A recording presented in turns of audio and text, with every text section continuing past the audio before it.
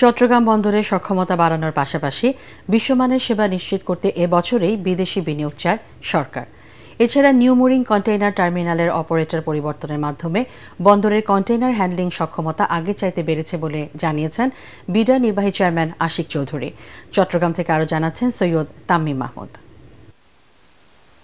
এই বছরের ডিসেম্বরের মধ্যেই চট্টগ্রাম বন্দরের এনসিটিতে বিদেশি বিনিয়োগ নিশ্চিত করতে চায় সরকার। একই সাথে এবছর লালদিয়া কন্টেইনার টার্মিনাল ও বে টার্মিনালেও বিদেশি বিনিয়োগ নিশ্চিত করার কথা জানান বিডার নির্বাহী চেয়ারম্যান চৌধুরী আশিক মাহমুদ। চট্টগ্রাম বন্দরের ভেহিকেল ও container digital data exchange system এবং এজেন্ট ডেস্কের উদ্বোধন করতে এসে এসব কথা বলেন তিনি। বন্দরকে আন্তর্জাতিক পরিমণ্ডলে পরিচিত করে বন্দরের সেবার মান আরও উপরে নিতেও সরকার কাজ করছে বলেও এ সময় জানান তিনি। আমাদের ইচ্ছা আছে এই বছরের শেষ নাগাদ সবগুলা পোর্টের ক্ষেত্রেই এনসিটি, লালদিয়া এবং বে টার্মিনাল এই তিনটার ক্ষেত্রেই প্রথম অপারেটরটাকে অ্যাটলিস্ট অ্যাপয়েন্ট করে দিয়ে যাওয়া।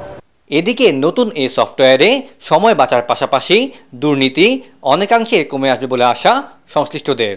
টাইম কনজিউমিংটা অনেক কমে যাবে। একটা সিএনএফকে একটা শিপিং এজেন্টের কাছে গিয়ে ডেলিভারি অর্ডার নিয়ে নিতে হচ্ছে, রাইট?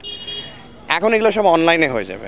ম্যানুয়ালি বাদ দিয়ে সব কিছু যদি আমরা অনলাইনে করতে পারি তাহলে এখানে করাপশন যেমন কমবে, আপনার অনেক ইজি হয়ে যাবে, সময়ও বাঁচবে। এ সময় চট্টগ্রাম বন্দরের চেয়ারম্যান রিয়ার এডমিরাল এস.এম. মনিরুজ্জামান, বন্দর সচিব, বিডা ও নৌপরিবহন বিভাগের ঊর্ধ্বতন কর্মকর্তারা উপস্থিত ছিলেন।